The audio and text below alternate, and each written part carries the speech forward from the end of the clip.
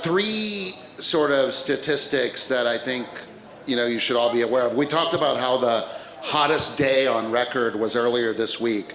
The 10 warmest years in recorded history have occurred since 2010. Nearly 3.6 billion people are highly vulnerable to climate change impacts: droughts, floods, heat waves, extreme weather, and sea level rise. I think in Mayada's poll earlier, it came up as one of the biggest risks that we're facing, and fighting, but on the opportunity side, fighting climate change could potentially create 24 million new jobs globally by 2030. The role of inclusive green finances in addressing climate change is evolving, and UNSGSA is leading a working group to examine this topic more closely. It's just published a report detailing a policy and advocacy approach for inclusive green finance with help from CFI, the Alliance for Financial Inclusion, and Sustainable Banking and Finance Network. Our moderator for the next session, Peter McConaughey, will start with a short presentation on the UNSGSA report, followed by a panel discussion. Peter is a policy advisor to Queen Maxima of the Netherlands, the UN Secretary General Special Advocate for Inclusive Finance for Development. He provides policy and advocacy regulatory advice to deepen financial inclusion in emerging markets with a focus on Latin America, Francophone West Africa, and Nigeria. Peter also leads UNSGSA's global engagement on inclusive green finance and women's financial inclusion. He's worked for 9 years at the World Bank Group, prior to that on financial sector programs in Latin America and the Middle East, and holds a master's degree in international economics from SAIS, my fellow alumnus of SAIS. So welcome, Peter.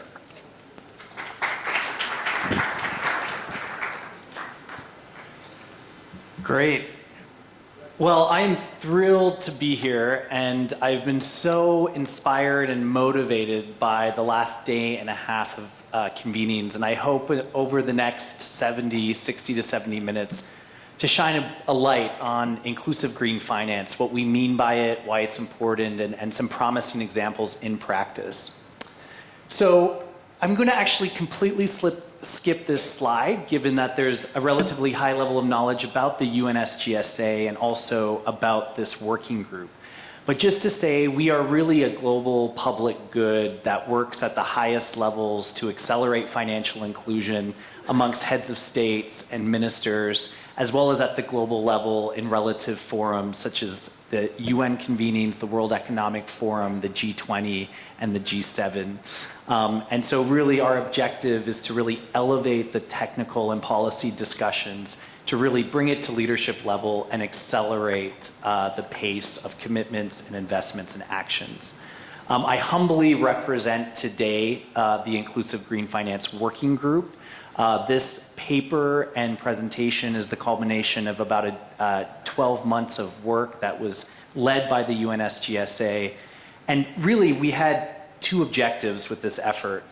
One was to elevate the interdependent and amplifying role of financial inclusion in global sustainability efforts. And the second was to strengthen climate considerations in financial inclusion plans and strategies. So first, I'd like to iterate why it matters and also what the size of the problem is. So we all know that climate shocks are increasing in frequency and that they do tend to have a disproportionate impact on the poor. And through IPCC and World Bank and other data, we have a sense of the overall scale. So between 3.3 and 3.6 billion people live in contexts that are highly vulnerable to climate change. And more central to the mandate of this convening, better development outcomes and inclusive finance, climate change is expected to push up to 130 million people into poverty over the next decade, in addition to cause over 200 million people to migrate within their own countries by 2050. And I'd like to point out 4 transmission channels that drive why climate change drives poverty. And again, this is pulling from research including the GFDRR report from the World Bank. Those 4 transmission channels are the loss of yields and crops in the agricultural sector, health impacts, malaria, diarrhea, stunting, lost labor productivity due to additional days of extreme heat, and increases in the frequency of natural disasters, which affects assets and affects livelihoods.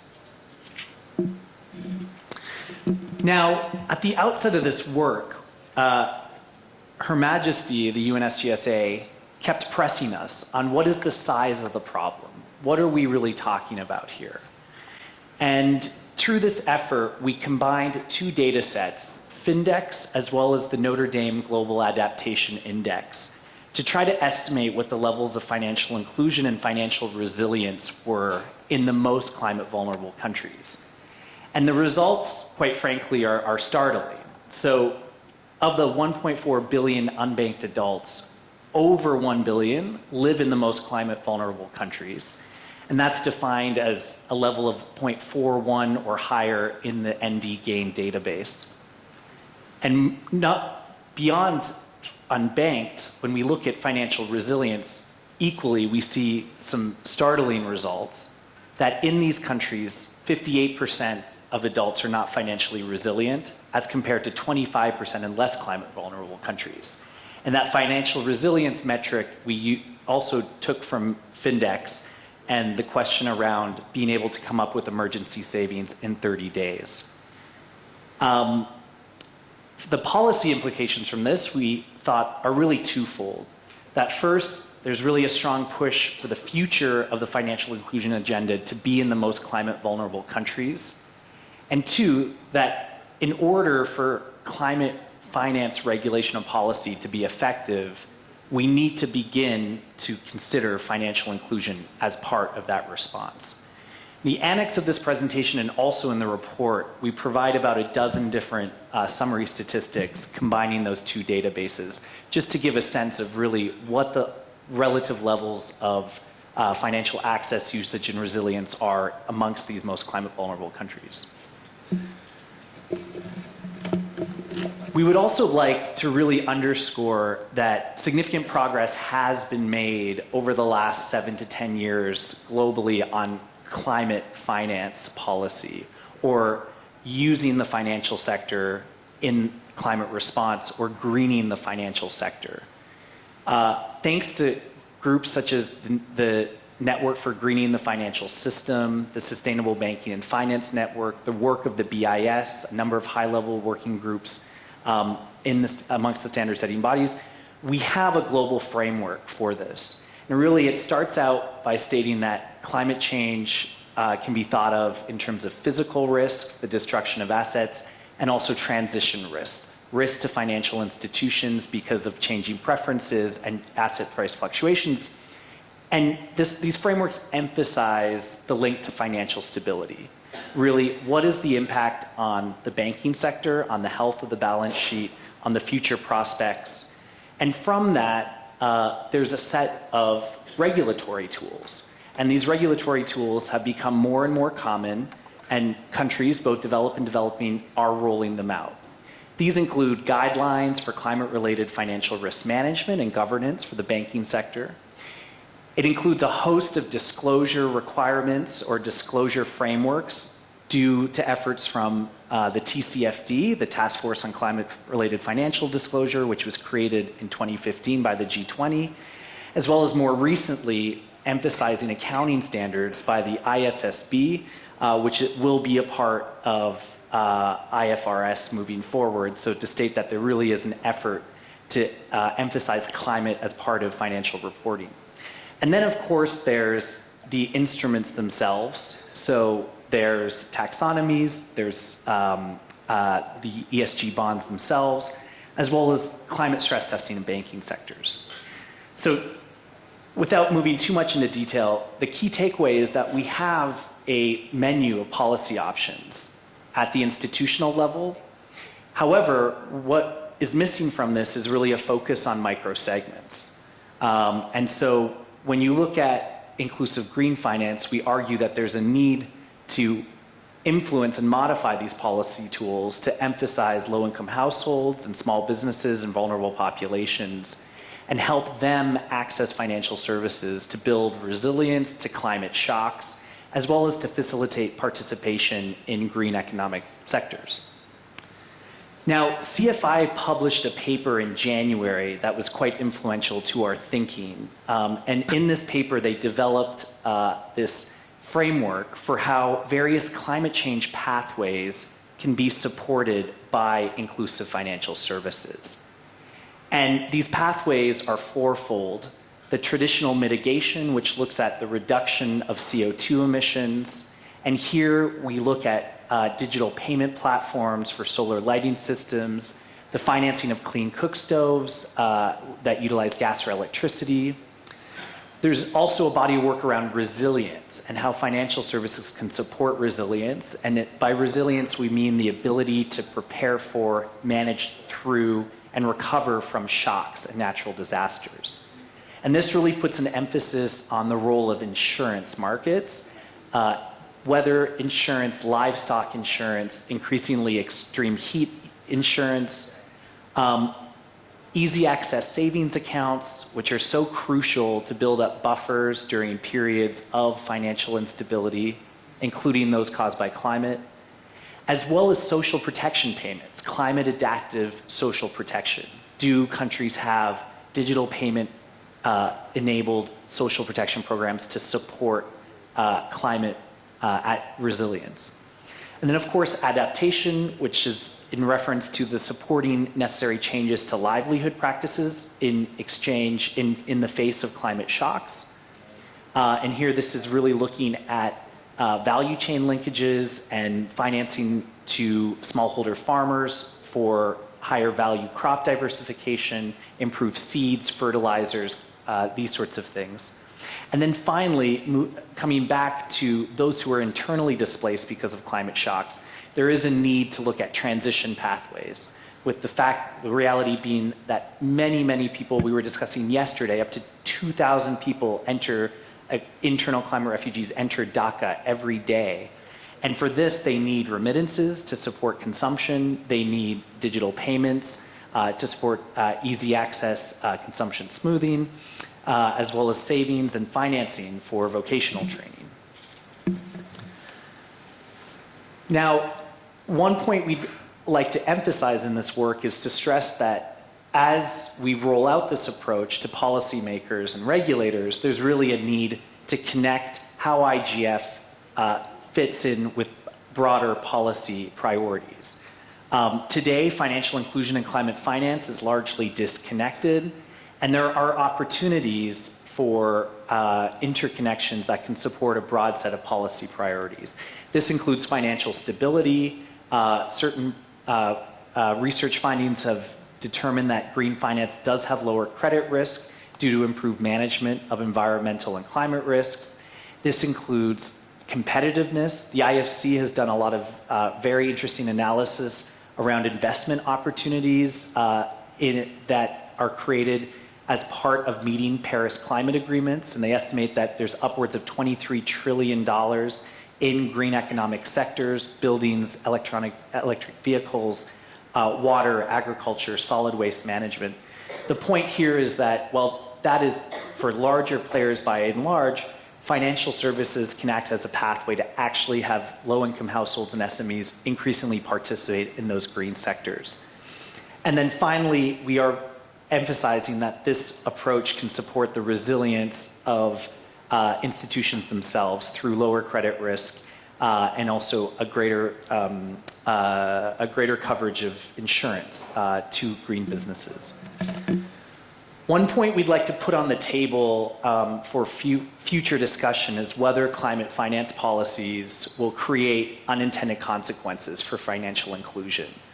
And the argument really being that as collateral needed for loans are damaged due to climate shocks or are under increasing pressure, there is the potential for financial institutions to retrench and move out of communities which are highly prone to climate change. Clients with high physical risk exposure may be deemed too risky. For example, smallholder farmers subject to income drops. And because of both credit and transition risks and provider preferences, there is also possibly a preference for banks to transition away from financing higher climate risk sectors.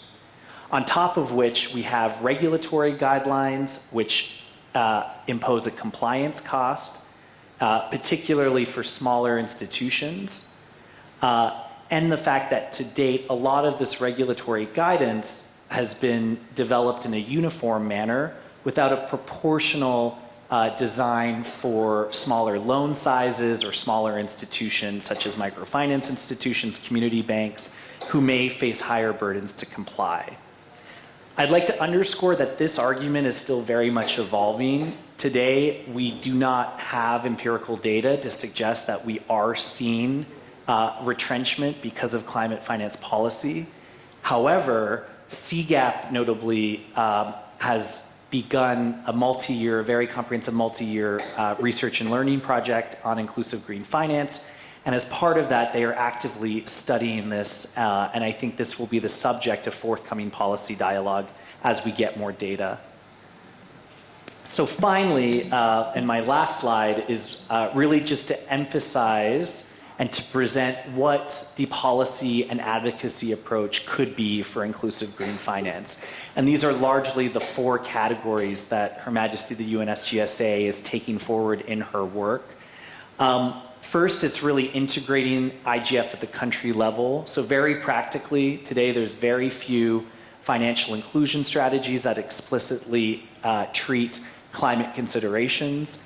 And equally, financial inclusion is by and large void in national climate strategies. Second, we believe that it's quite important to invest in both supply and demand side data to allow us to have a broader empirical base to move forward this work. Today, we have 1 question in the Global Findex survey related to resilience. And in 5 years' time, we'd like to have many more and more specific surveys. That's my timer. More specific surveys that actually links financial resilience to climate resilience. There's a large body of work around taxonomies internationally, classification systems to help investors guide their money towards more green sectors. These taxonomies are largely void from financial inclusion perspectives. They largely focus on mitigation, and they also largely use standards developed in Europe as a template, as a boilerplate template. And so there's been this work has already begun, but there's really a need to from the beginning when taxonomies are developed to integrate financial inclusion directly into their design, their analysis, and ultimately the investment categories that they list. Perhaps most important is really the use cases. We'd like to see the responsible development and scaling of financial products that can increase resilience to climate shocks. And here we're really challenging to focus on insurance and savings products. As previously mentioned, there's a large body of work ahead of us on integrating IGF into social protection programs. Most countries do not have climate adaptive social protection, although the data we have suggests that it can be a very effective mechanism for helping communities prepare for a shock. Her Majesty challenges us to think about IGF as a credible investment class, similar to 25 years ago how microfinance was not an investable asset class. Could we develop use cases and models that can scale in at a commercially sustainable manner down the road, and actually put private sector money behind those use cases to really support their expansion? And finally, there is a need to elevate this discussion at the global and national regulatory level, including with the standard-setting bodies. They proved very key to advancing proportional applications of regulations for financial inclusion 10 years ago, and similar discussions can be held for inclusion considerations in broader climate finance policies. So I will stop there, and we will move to our very exciting panel discussion. And also just to say that the next steps for us are really intensifying our dialogue with countries to roll this out at the country level. And we're looking at countries that have made substantial gains in financial inclusion over the last 10 years, who have a lot of building blocks in place to see if we can really build on that momentum to really emphasize the use cases and to develop an IGF approach at a country level. Thank you.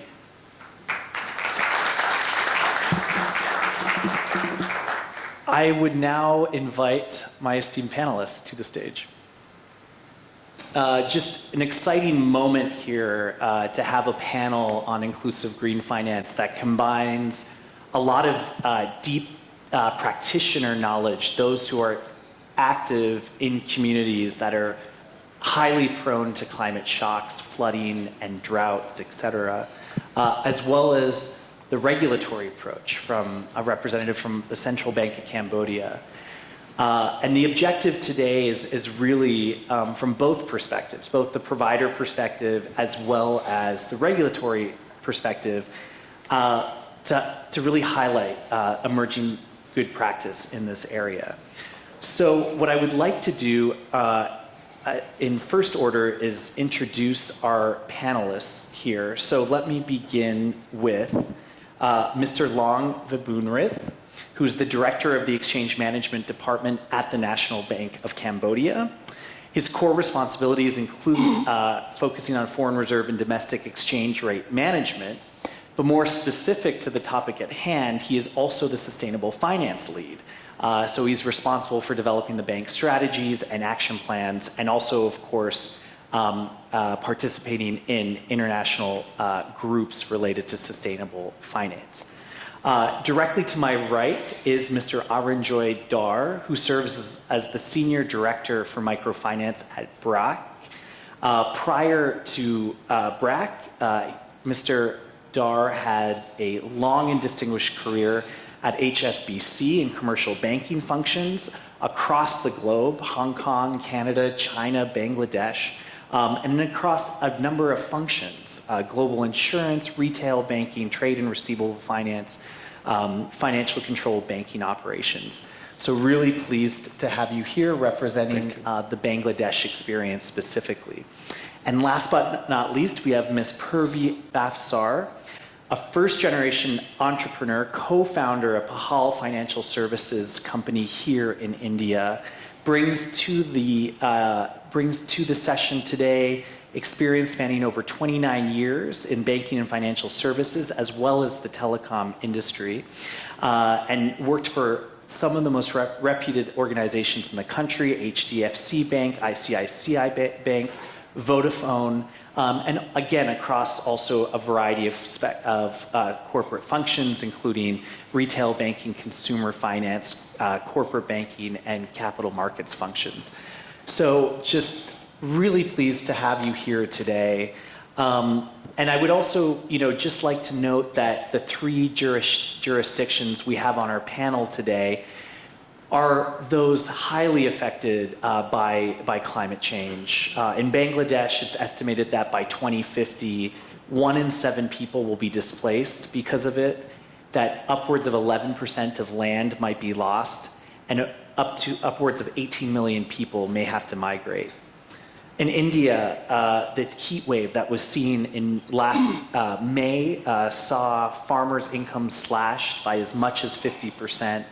And really, we're seeing an increase in frequency in heavy rainfalls not seen since the 1950s. In Cambodia, where agriculture accounts for 58% of the labor force and about a third of GDP, we're seeing that major floods and droughts are really affecting that sector quite badly. So my first question to the panel is really, based on your perspective and experience, how does climate change affect your operations, and how does it affect your institutional strategy in terms of, for our practitioners, the services and products that you're rolling out, and from the regulatory perspective, how you approach sustainable finance? So Purvi, perhaps we could start with you. Thank you for the opportunity for being here among a lot of regulators and policymakers. Yesterday I was telling him that I find I'm a rare species because not very many practitioners that I'm seeing around. So before talking about the strategies, I think I'll just take a step back and I'll talk about the industry that I represent. We are a microfinance institution which essentially deals with very vulnerable category of people, and within that also we deal with women who's supposed to be the most vulnerable among the vulnerable communities. So as an industry that is dealing with vulnerable people and the kind of risk that we already saw, some data numbers, and we keep seeing this more often these days, I think the biggest thing is the awareness within the industry that is dealing with vulnerable communities. I just want to use this forum to communicate that we as an industry do not have any framework which tells us as to how we are going to deal with such a huge challenge that is glaring at us.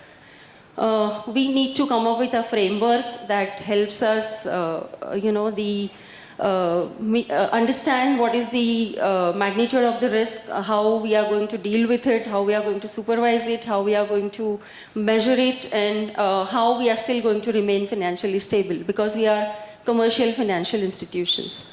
So that's on the community that I represent. And coming to the customer part of it, I think awareness and education are two very essential things which are missing as we speak. And I'll just quote a small example. I think about 10 days back I visited a place which is in Gujarat, and we were very severely hit by a cyclone called Biparjoy on the west coast of India. The cyclone was so severe and it was likely to impact a lot of people. We were fearing loss of lives and loss of livelihoods. Thankfully, none of that really happened, and we were saved of that big loss that was expected. But when I was talking to the people, including our own people, and when I was asking them as to how we are going to protect ourselves, our customers, from this cyclone, because this cyclone is going to come the next year or maybe the next year again. And they told me that, God will save us and government will help us.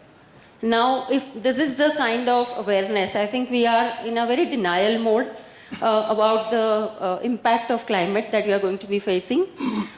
So the first thing that starts as, creating awareness among the communities that we work with, and also, the financial institutions who are catering to these communities, and then facilitating the education among all these people. On a strategy side, we have already started working on this. We are possibly one of the first movers in this space. We have been conducting a lot of surveys to understand how these vulnerable clients that we are dealing with are going to be dealing with the climate shocks that is staring at them. So the first thing, or the first actionable from our side, is the diversifying income sources, because about 70% of the microfinance clients in the country are essentially rural clients, and in rural India, agriculture is the major source of income. The effect of climate change on agriculture is possibly going to be one of the highest, with the drought, increased heat waves, floods, cyclone. So how do you create that resilience when one of these events will strike them? And the best option is how we help them diversify their sources of income.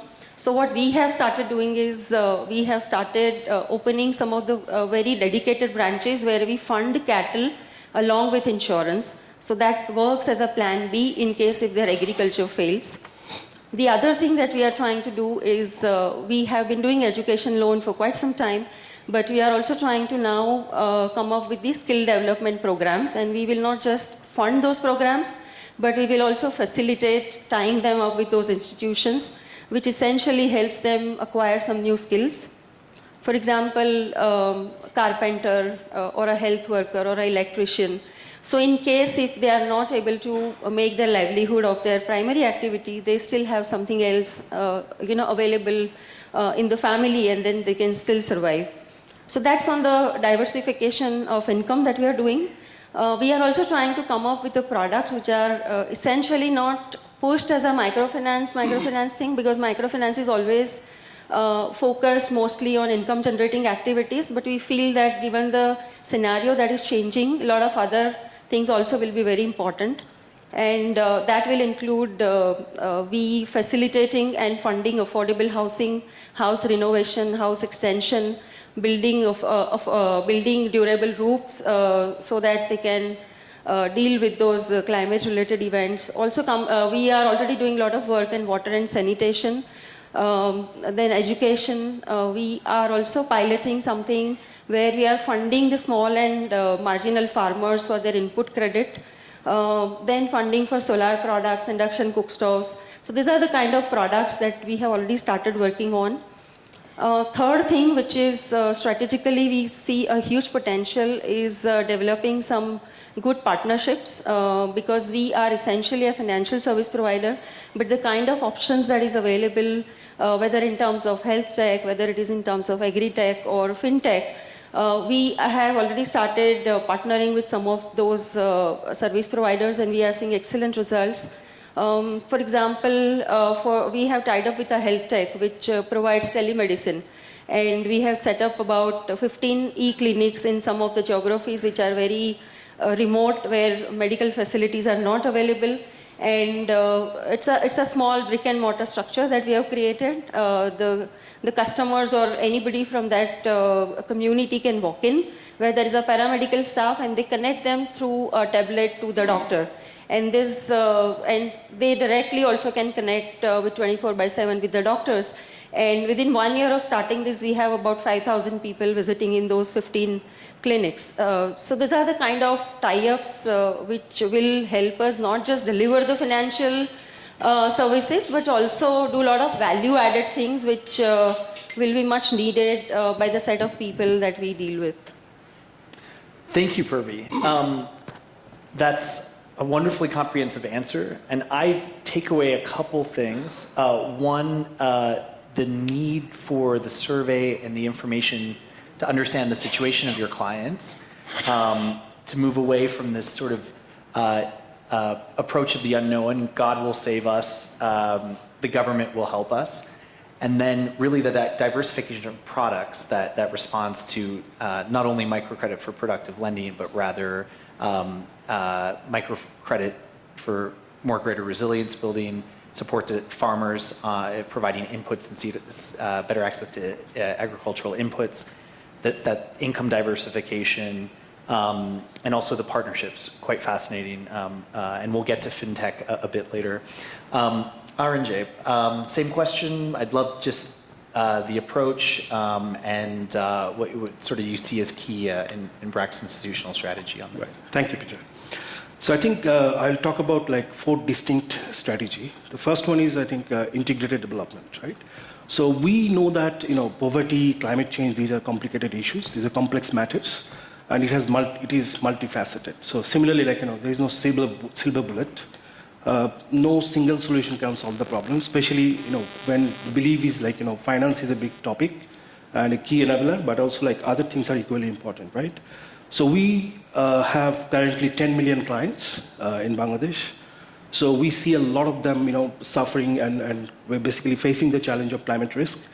So the first thing is the integrated, what do you mean by integrated development is like, we look into the context of the client from a climate point of view, from the financing point of view, from the vulnerability point of view, education point of view, health point of view.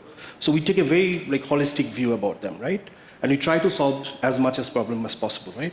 So an example is like, in certain districts, if you have a health problem, financing doesn't help, right? Yeah. So you need to help them with the health problems as well. So we're quite fortunate to have a very large health program. Also, BRAC has like 17, 18 very large programs, which covers like, health, education, climate change, urban development program, and so on. So we work as an ecosystem, like a solution ecosystem, right? So what we do is like, for example, our health program supports and have the data of almost 70 million people in Bangladesh, right? So we can take the advantage of that data and do a lot of research and field visits, before we go to a certain place to solve something, right? So that way we try to get the context as much as possible, because the context is so different from one district to the other, right? Mm-hmm. The problems are very different. So that's, I think, number one. Second is client centricity, right? So if I give you some examples, like, where even money doesn't matter, right? Right. I was talking to you yesterday, like, So recently we have been trying to kind of solve the problem of some certain very specific community, like you must have heard of Sundarbans, which is the largest mangrove in the world. And so we have a community there, like the fishermen. There are 50,000 fishermen. So, you have to fly to the, one city which is close to that place and then take a boat over the sea almost for 2 hours to get there. So it's a very, very remote place. And right across the river, there's this actual Sundarbans where you have the man-eater tigers and all these things, right? Mm-hmm. So just before the week I went there, some women who, take the boat and go to the Sundarbans to fetch the water, got eaten by tigers, right? So that's the kind of reality we have, right? So the drinking water is the biggest problem there. So I sat down with them, like about 250 families, they live there. And they live right, in the kind of facing the sea. So this is the village and you have sea from both sides. So when I asked them, like, how can we help you? Like, what is your problem? So in the 4-hour discussion, they never talked about money. Not a single time, right? And that struck me because, when you go to the poorest of the poor, and then ask them, how can I help you? You'll naturally think that they're asking for money, right? They'll be asking for money, but not a single time. Their first problem was drinking water. So they showed me they're actually feeding their children seawater by mixing with the sweet water, right? That's heartbreaking. The next problem, so they told me, like, if you want to solve one problem, please solve the drinking water problem. Because the other side of the story is women are so busy, and men also are so busy in getting the water, they can't even, spend time in their livelihood, right? Yeah. So that's one thing. Second thing they told us is like education, right? They said that there is a school here, but that's about 4 kilometers away from here. And the road to the school is quite, half of the road is submerged under the river. So 12-year-old sister is carrying the 8-year-old sister in her back and swimming to go to school, right? So that's the reality. And basically because of that, children don't want to go to the school. So 250 families, they have about 200 children, right? And most of the children are today not going to the school, right? Mm-hmm. So to solve the problem, and basically like before us, there are a couple of NGOs that went there, right? So, and they told me like, 20 other NGOs came, nobody kind of kept their promises. How do we know we are going to solve the problem, right?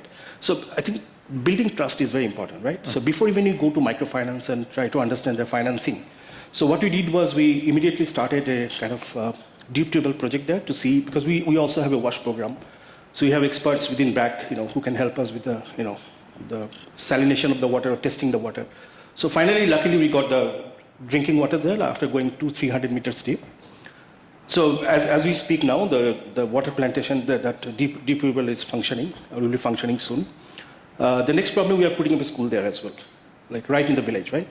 So we are not even talking about microfinance here, right? So because we need to solve the problem of the community, we need to make sure that they are back on track, right? And then you do microfinance. Now, coming back to the financing, just to give you the idea about their life, because they are mostly fishermen, right? Mm-hmm. So they go to fetch the fish from the sea, and most of the time their products are quite expensive, like, pomfrets and, like the lobsters and stuff, for which we pay a lot of money, right? So they borrow money from the loan sharks, right? At the rate of 80% per month, right? Wow. That's 960% per year. But the condition attached to that loan is when you get back, you have to sell the fish to that loan shark at their price. And for 1 kilo lobster, they get $1, right? Wow. So these are the realities. So basically, one fisherman told me, like, he bought a boat by taking a $400 loan. And after serving the loan for about 8 years, his outstanding is still $240. So you can understand, so that's pretty much their life. And these are the hotspot of climate change. Yeah. Now, if I give you the example of another, district where people have land, they're more fortunate. They have land, agricultural land and everything, but because of the salinity and the seawater is coming in, you can't do anything there. Mm-hmm. So we gave them some salinity, some seeds, like, for example, watermelon, sunflower, and mustard. So now, with those climate adaptive seeds, they could produce something there. And now if you do microfinance, then it will work. Because before that, they didn't have any product, right? So giving money, just giving money is not a problem. It's not a solution, right? So the client centricity is key. That's the second thing. And the third thing is the tech. So we are using tech in a very responsible way because we understand that not everybody is ready for everything, right? So there are some people who are digitally not literate. They're not even close to it. Yeah. If you talk to them about digital, they will give you a blank look, right? So we are kind of giving them the service that we give manually. But there are people, like if I look at my client base, segmentation-wise, about 50% of them are digitally literate and have bank accounts. So for those people, we built an entire digital ecosystem, starting from loan application to loan disbursement to digital credit, everything is digitally, right? Yeah. But for other people who are not digitally literate, so it's basically a blending of human touch versus digital. Even people who are getting the digital loans, they need to have that human interaction. So we find that fine balance between digital. So there won't be a situation based on our experience where things will be 100% digital. Even people who are digitally literate, for them, you need that human touch. That's very important, right? And the fourth one is the products and services. So we have very, very highly customizable products and services. So we look into very context-specific problems and design products to solve the problem. Some of the example of services for the climate change, climate victims are, we do not only provide the loans, but also there are areas in Bangladesh where flood is happening every year during this time, right? So we know that 3 months, this area, 500,000 people, they will be flooded, right? So last year this time, as is around June last year, I went to a place where about 500,000 people were impacted. So we took a boat and went for 6-7 hours. And basically supplied food to 60,000 families in 4 days. Right? That was a purely food assistance, right? And then followed by cash assistance, followed by medicine assistance, sent a team of doctors. So basically these are the services we do for free. Yeah. And also and also we hold the installment collection for 3 months. Yeah. So you don't need to pay back because you can't pay back, right? But the amazing thing is when you give people that flexibility and when you see what happened after that 3 months, they actually turn it around. Yeah. Right? Thank you. No, this was great. A reminder and a central point of the limitations of finance when we're discussing climate change response, that oftentimes there is basic services that are really required in front and center. Yep. And has me thinking that this paradigm that I just explained, we really need to take one step back and actually say, what are key social services that are needed in climate emergencies much before finance. Yep. So really the limitations are critical. Maybe to make the segue on loan moratoriums and delaying repayment of loans to the regulatory world, Long, please tell us a bit about your sustainable finance journey and particularly the more recent focus on adaptation outcomes. Well, first of all, good afternoon, everyone. It's an honor and pleasure to be invited to share the stage with the distinguished guests here. Earlier on, you talk about silo, right, between sustainable finance people and financial inclusion people. That is actually very true, at least within the regulatory space. When my deputy governor decided, to send someone here to speak about inclusive green finance, we struggled to find the right person because, there's my group of colleagues working on, inclusive, then myself, on sustainable finance. We haven't really merged these two topics together yet. This is true, with other regulators as well. And so it's good that, Peter is shining the spotlight on this. It kind of forced me to merge two topics together so I don't embarrass myself on stage. So I would recommend you force more policymakers to present. So just to go back to Cambodia context, we are a low middle income country with a population of 17 million people. We are in the Southeast Asia region. I think most of you might know us through Angkor Wat.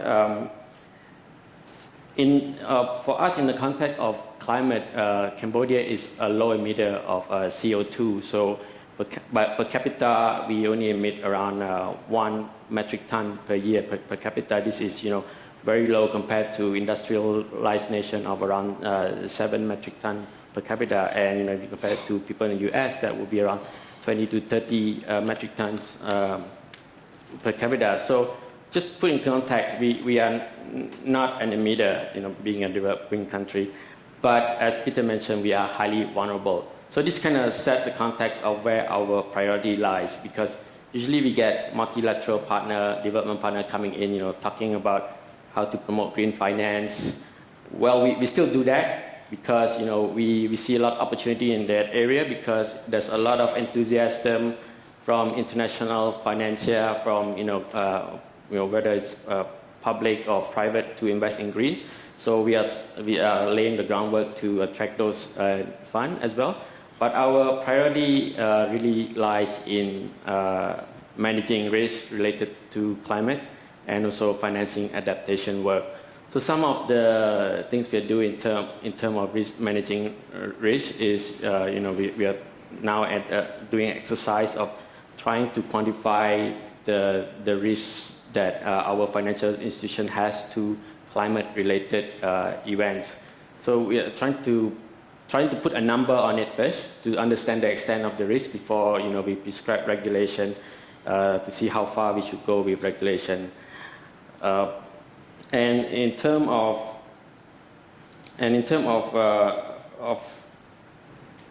other things we do, the low-hanging fruit ones are we are ourselves investing in green bonds. We join many international platforms just try to keep abreast of the development in that space. And for us to try to create an enabling environment to attract funding from abroad, we are trying to build this what we call public soft infrastructure to ensure that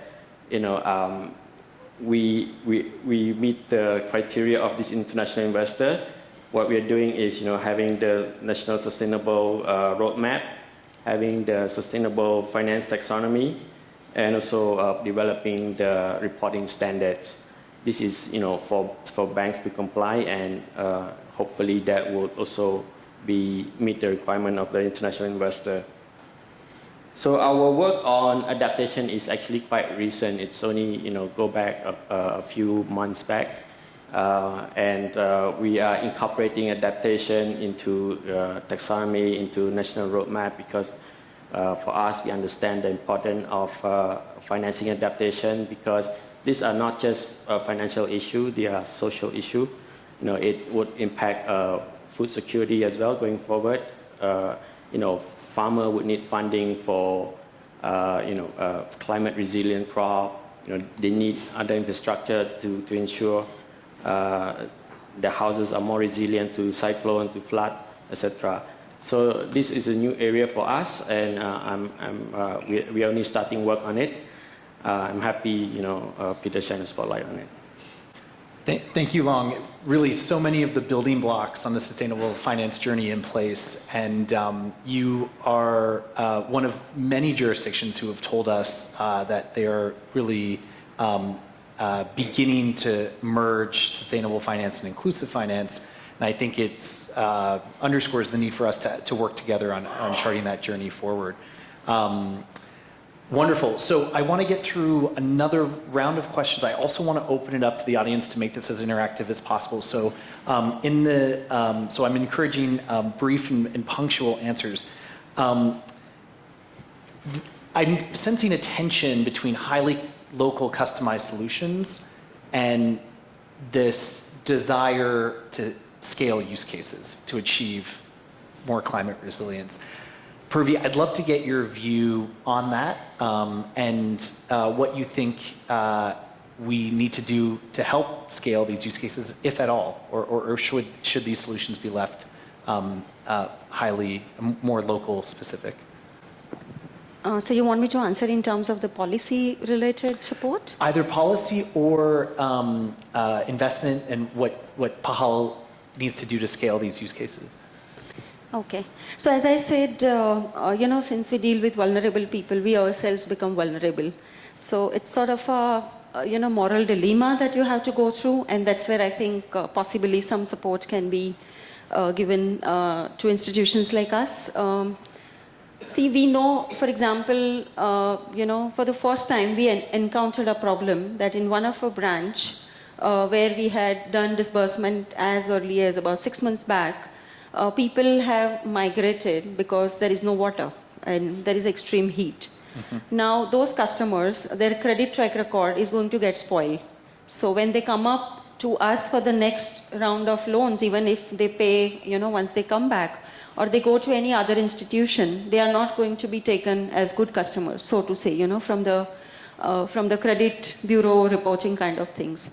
So one is, should you continue to deal with those customers, and how do you protect yourself, when you're dealing with such fragile customers? How do you ensure that you do not become fragile? Because, being the commercial institution, the regulator would always want you to be financially stable.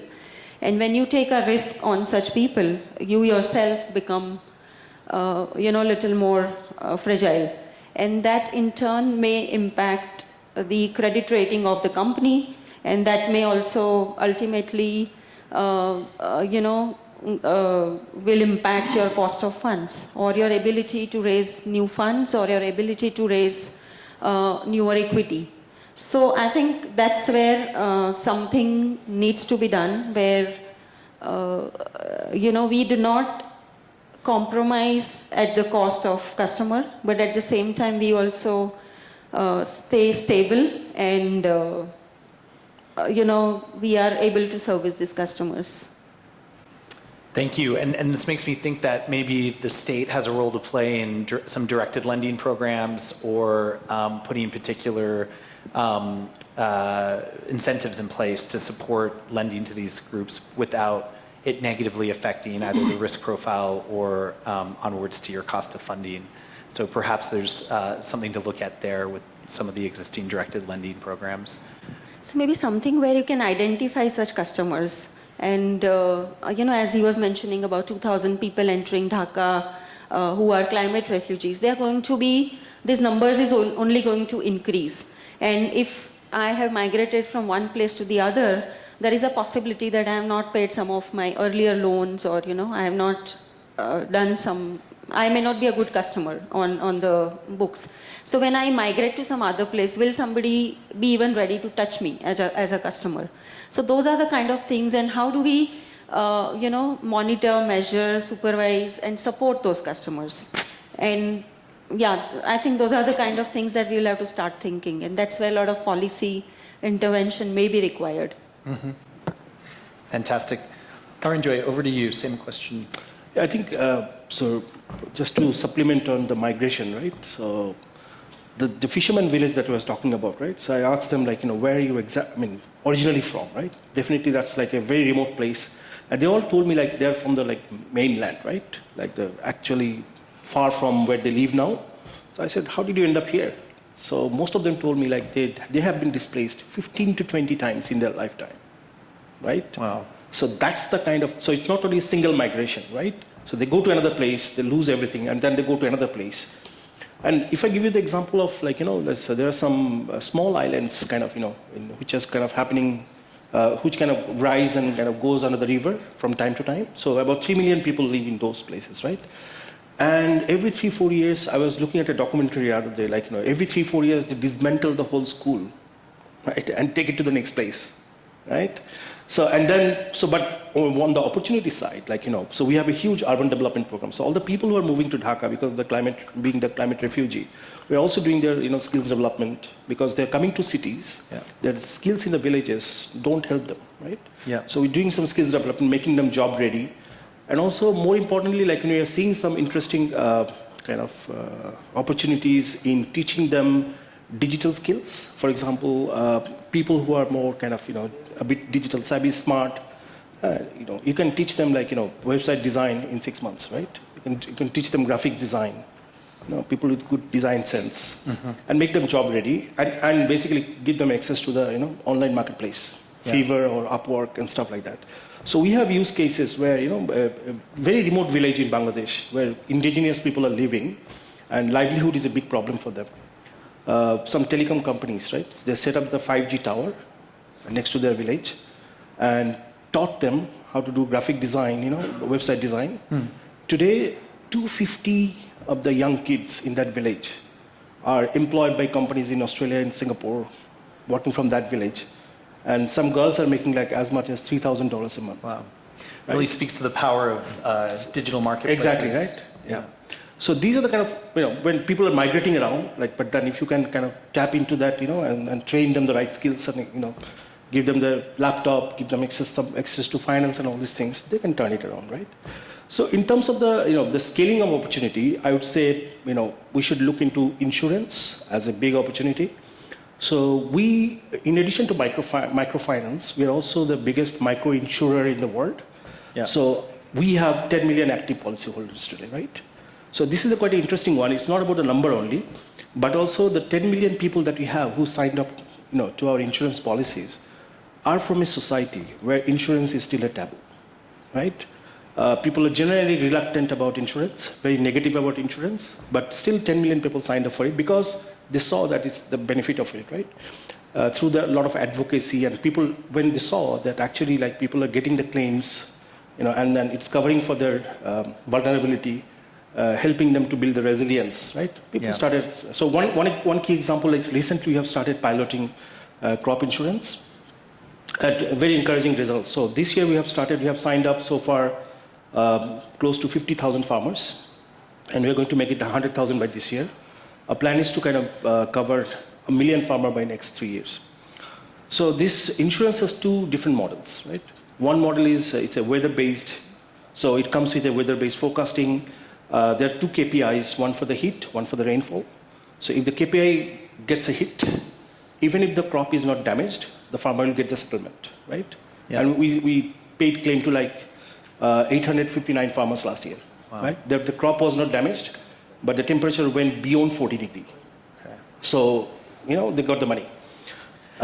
Second model. I think just in the interest of time, I will maybe move on, but really note the opportunities around insurance. And also the combined interventions. And I think one of the competitive advantages of BRAC and really the non-financial and the financial. Yes.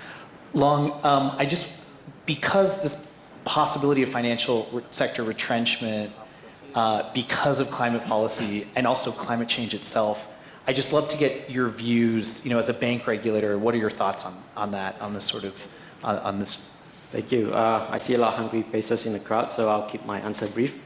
In terms of financing adaptation, Peter also alluded to in his presentation that, climate policy, risk management policy of central bank could exclude a certain people from, financial services, and I would have to agree because what we are doing now is we try to encourage banks to incorporate climate risk into their loan assessment, and so definitely some, people who are, in more flood-prone area, drought-prone area might, have restricted access to finance or, costlier financial services if they do. So that is definitely a cause for people who are, in the way of climate change. But we have to recognize that we cannot put those burden on the bank. Banks should be able to assess loan based on, all the risks they have, including climate.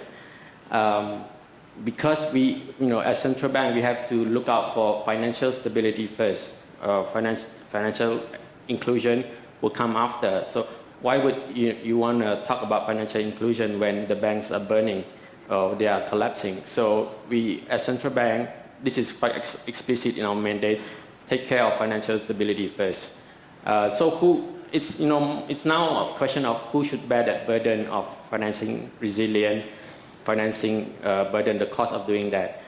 Probably it's insurance firm that are in better place to do it, or government who are more equipped to do it. Then also there's blended finance. If you're going to scale up all this financing for vulnerable people, blended finance is probably the solution that I can think of is a combination of public and private money. It allows you to shift risk around, structure the deal around to ensure investors are getting the risk they want, customer are getting the things they need. So blended finance is, I think, the way to go forward in financing this. Thank you. Thank you. And I think in many ways this brings us full circle, acknowledging that the risk management will require a combination of interventions and de-risking mechanisms from both the public and the private sector. And so I think the future is maybe in looking at some of these de-risking mechanisms and these instruments as a way to support both financial service providers who are rolling out these products, who need more volume and also more customization, but also for the regulatory requirements to ensure that we have a stable financial system in the face of rising climate risks. I'd like to thank each of the panelists for sharing their wisdom and insight with us. I'm sorry we could not get to Q&A, but we are standing between you and lunch. Oh, do we have time? Okay, great. I mean, if there's any questions from the crowd, I see one at the back. Perfect. Thank you. So wonderful to hear everyone's opinion on this topic. My question is more directed towards Mr. Arinjoy, because you come from the financial industry and I'm also part of a civil society organization, and one of our program is microfinance. So I want to learn how do you do things in Bangladesh, and I have like two major questions for you. Wonderful to know about the holistic approach that you take when it comes to solving an issue, because just providing money and like on top of like the existing vulnerability that people have, it can actually grow the problem, because vulnerability is not unidimensional, it's multidimensional. You talked about education, healthcare, finance, right? Finance only helps if the other person is healthy and in a condition to generate some kind of income. So my first question is, like BRAC, I'm sure there are other players as well in Bangladesh. Do you see same approach being taken by everyone, or it's BRAC who is being part of the non-profit ecosystem, they do it? Then second, here I'll compare India with Bangladesh and see what you are seeing there. In India, I'll say post-COVID or last 3-4 years, there have been oversaturation of financial institution, specifically in some areas, because private money, there are high returns which are being generated. And this is leading to first overlending, and then second, it is also leading to some extreme situations where these institutions are being pushed by the community outside the community, which is a very big problem, which I see being, again, a part of the civil society, because then it will go to the local money lender or money sharks, which we are talking about, because availability of these formal financial institutions is needed.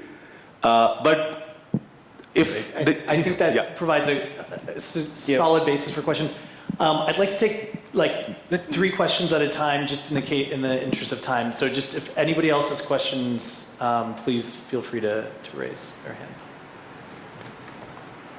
So I think the question was around the adoption of these technologies, including from microfinance companies, non-bank financial companies, and how to support the adoption of digital strategies and tools.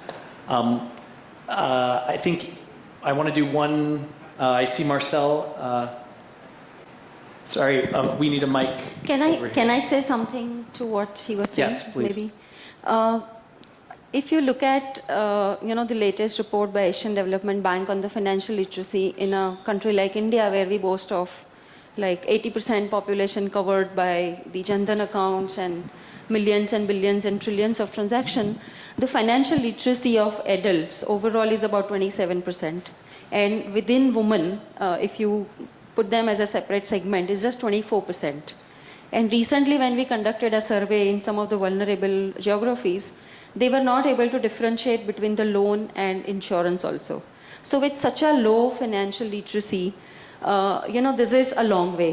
While we have started the journey, but adoption is going to take a much longer than we expect, because the chances of fraud also is extremely high, since they are not aware of what kind of OTP they are giving to pull out the data, so they themselves are not confident.